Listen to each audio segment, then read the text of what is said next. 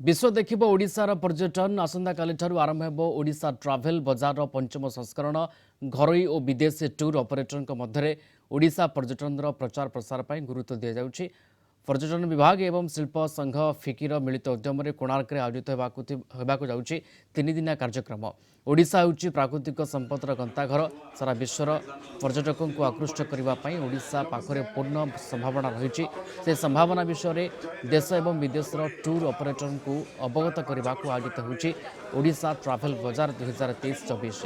यह संस्करण में 18 राज्य 70 डोमेस्टिक टूर ऑपरेटर और 60 फॉरेन टूर ऑपरेटर अंशग्रहण करेंगे।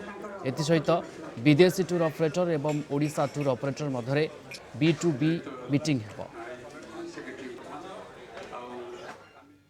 आज जो टूरिज्म और ट्रैवल ऑपरेटर्स मानकर जो मीटिंग हम आसंता 7 तारीख रु 9 तारीख पर्यंत जो थे ओडिशा पर्यटन क्षेत्र में जो रूपांतरीकरण होती आहुरी आगेवा आपण जानी खुशी हे 16टी देशरू आसुचंती निवेशक जो माने इठी निवेश करेंगे पर्यटन क्षेत्र में 3000 back to back meeting eco retreat रे हबो। एवं आमे खुशी जे पंचम संस्करण जो आसुची पंचम थर जो आमे करूचे पंचम संस्करण आपणकर विगत दिन मानकर पोस्ट कोविड व्यापक भावे टूरिज्म जो होउची ए क्षेत्र में पर्यटक मानकर डोमेस्टिक एवं अंतरराष्ट्रीय स्तर जो आसुचंती प्राय 80 लाख पर्यटक ओडिशा को आसीचंती। आमे गोटे नूतन दिग्दर्शन माननीय मुख्यमंत्री विजन इम्प्लीमेंट करबा पाई टूरिज्म क्षेत्र में गोटे व्यापक आपणकर पैराडाइम शिफ्ट आसुची।